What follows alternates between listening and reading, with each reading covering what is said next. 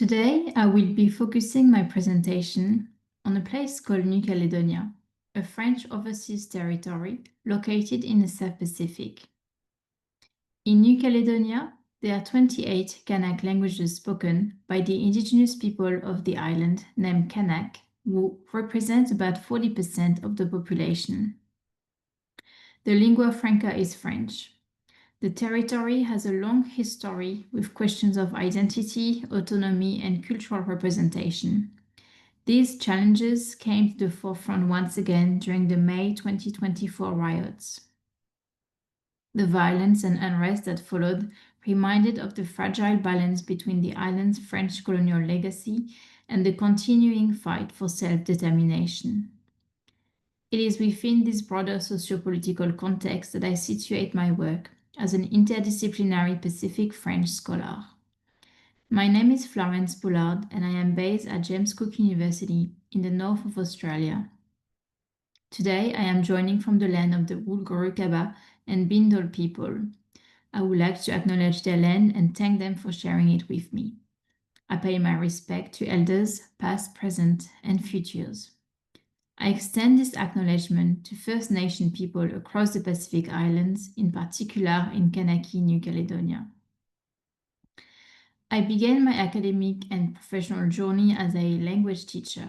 However, I gradually became disillusioned with the Eurocentric nature of the curriculum, particularly in the French language classroom where cultural hegemony is reinforced.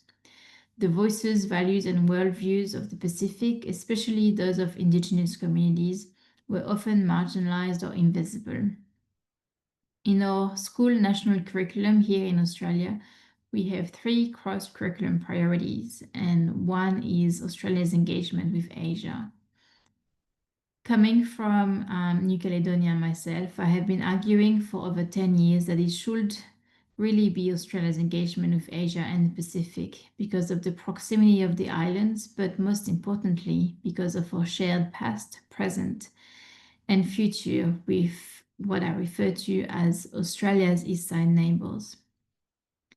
Motivated by a desire to challenge this invisibility, I began exploring alternative ways of bringing the Pacific into focus, not only through my language classroom, but through cultural expression as well.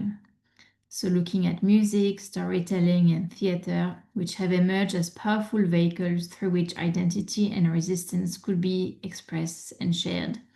In particular, I became drawn to theater, not just as a medium of performance, but as a mode of cultural transmission and political critique, allowing me to zoom into the Pacific with different academic and public audiences. My own fascination with drama began in my senior high school years. I studied theater within the French system, where Molière was a central figure. Shakespeare was included, though much less often, and the overwhelming focus, however, remained on the French dramatic heritage. There was little to no engagement with non-European or indigenous forms of theater. So this recognition led me to actively seek out theatrical voices from the Pacific. And it was during this search that I came across the work of Pierre Gope, a playwright from the island of Mare in New Caledonia. Gope's journey into theater is as compelling as his plays. Gope didn't set out to become a playwright.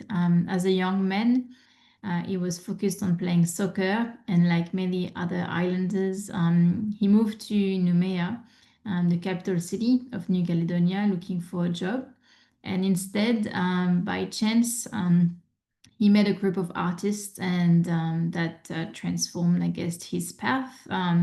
They invited him to travel to South Africa, where he was exposed to a vibrant world of theater, actors, and performances. It was only after returning home to New Caledonia, and more specifically to his home island of Mare, that Gope realized that he had things that he wanted to say, and that's when he decided that theater was the way to express himself. So for over 30 years now, Pierre Gope has been writing plays for the people of New Caledonia His work speaks directly to the social, political, and cultural issues that shape Kanak life and identity. He is the founder of his own theater company, Sebwe, and has played a critical role in building a body of Pacific theater that emerges from local context rather than imported traditions. A few of his plays are now available on the website of the University of New Caledonia. However, in the early 2000s, Gope met a man called José Renaud, a French theater practitioner from mainland France, and this meeting sparked a long-term collaboration that allowed Gope to reach out to wider audiences, both within the Pacific but also in mainland France. And this presentation seeks to explore the significance of Gope's work not only as a cultural product, but as a form of resistance and storytelling, and also reclaiming space. So through his plays, we are invited to see the Pacific not as a passive backdrop to French influence, but as a dynamic, expressive, and politically engaged region with its own important stories to tell and share. So of interest to the audience in the room today is a recent study with Dr. Claire Hansen. We have recently published a chapter on Gope in which we explore how the specific reimagining of Shakespeare in Kanaky, New Caledonia is being done. In particular, we're looking at Pierre Gope, Romeo and Juliet adaptation that enables the playful exploration of community tensions in Kanaky, New Caledonia through an enmeshing of Shakespeare's symbolism with contemporary local concerns. Gope's adaptations and Renaud's production facilitate a shared reimagining of Kanaky New Caledonian cultural exchanges around race, gender, politics, and place.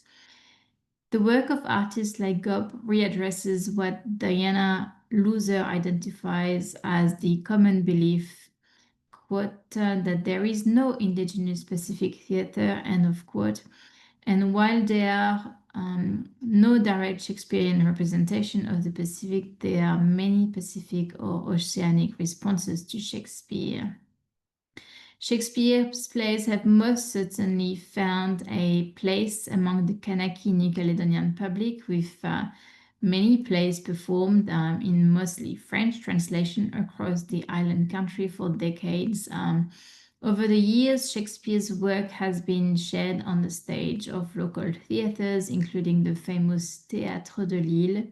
And it was in 2007 that Renaud directed the production of Romeo and Juliet, which was entitled by Pierre Gope as La nouvelle et sublime histoire de Roméo et Juliette. So he directed the play using Gope's translated adaptation of Shakespeare's text. It was performed at various locations on the main island, including the famous Chibao Cultural Center. And although Gope does recognize that Shakespeare can be difficult when put on stage, the feedback that he received was very good from the audience in Noumea, and also when it traveled to the Loyalty Island and also to France. Gope, who grew up speaking and listening to his island's indigenous language, Nangone, surprised himself when he found that he was writing in French. And despite the language barrier, that certainly didn't intimidate him, because, as we know, he has written over 30 plays these days. And while most of them are in French, we have the occasional insertion of passages in Nangone, and that was also apparent in that adaptation of Romeo and Juliet. So there is a book chapter that Claire Hansen and I have recently published as part of an edited collection, which is available, as you can see on the screen now. So it's possible to get that book, Mysteries and Dreams, in French, the French in Oceania. And we hope that you will enjoy finding out more about the work of Pierre Gope and its strong connections to the local land and its people and race, and I guess the ongoing struggle for independence as well, which are all themes that are being present in Gope's plays. So Pierre Gope has reimagined Shakespeare for Kanaky, New Caledonia in collaboration with the wider theatrical community. He has shown that there is an audience in the French-Pacific world that can use Shakespeare's play as a lens to reflect on their histories, environment, dreams, and futures. That reminds us that in 2002, Houlihan predicted that we will be thinking about Shakespeare and his place in the Pacific for some time to come. We hope that you will be now thinking about New Caledonia and allow its place on the stage as well, and that it becomes part of your imagination when thinking about Shakespeare in the Pacific. Thank you, merci beaucoup, and like we say on the island, oleti.